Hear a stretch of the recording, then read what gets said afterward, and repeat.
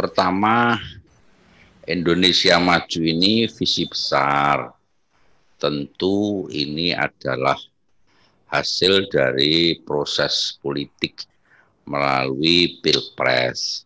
Nah, visi misi calon presiden, wakil presiden terpilih itu menjadi RPJMN, Rencana Pembangunan Jangka Menengah Nasional, yang dijabarkan dalam seluruh program-program kegiatan. Spiritnya Indonesia Maju.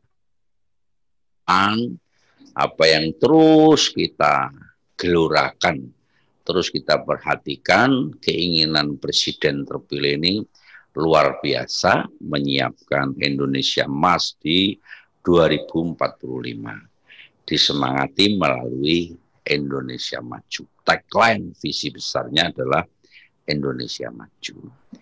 Sebelum pandemi tentu kita sering mendengar presiden ingin menempatkan Indonesia ini dalam 4 negara besar di dunia yang siap untuk bersaing, berkompetisi. Oleh karena periode yang kedua itu beliau mengambil peran, mengambil sisi strategis, menyiapkan sumber daya manusia yang unggul untuk kompetisi, menyiapkan Indonesia Emas di 2045.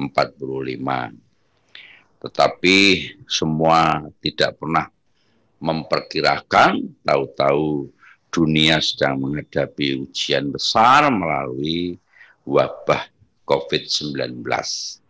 Impian itu tentu jauh panggang dari api, tetapi semangatnya tetap menjadi semangat optimisme. Semoga harapan semua pihak pandemi ini segera berlalu. Tetapi kapan berlalunya, semua tidak mampu memberikan kepastian itu, karena tidak hanya 1-2 negara, tapi ratusan negara sedang mengalami problem yang sama.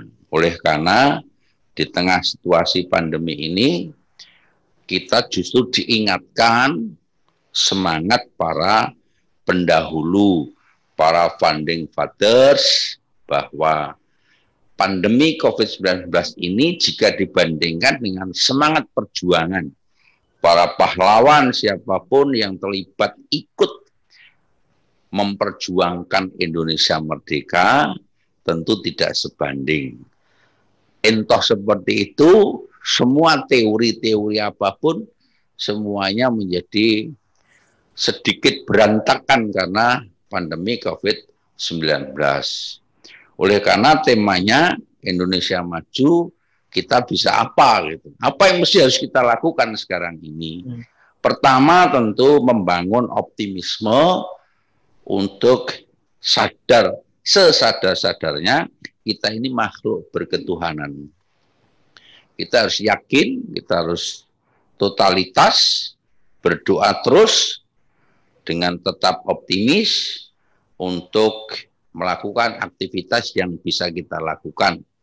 Di samping mencegah penyebaran COVID, bagaimana kita tidak menjadi penyebab penularan yang lain, tapi kita bisa melakukan langkah-langkah yang harus kita lakukan adalah empati, peduli terhadap sesamanya, apa yang mesti harus bisa kita lakukan.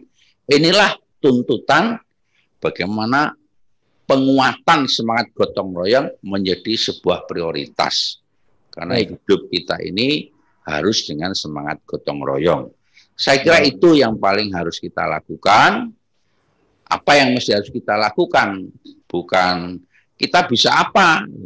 Apa-apa kita bisa. Jika punya optimisme dan punya semangat nilai-nilai ketuhanan yang kuat, karena kita ini dilahirkan oleh Tuhan, bagaimana alam ini dikelola dengan baik, justru mari kita manfaatkan dengan sebaik-baiknya, kita ambil hikmahnya, saya kira Tuhan akan memberikan kenikmatan yang jauh lebih besar jika ini mampu kita lewati. Baik. Sementara itu ya. Terima kasih sudah nonton. Jangan lupa like, subscribe, dan share ya.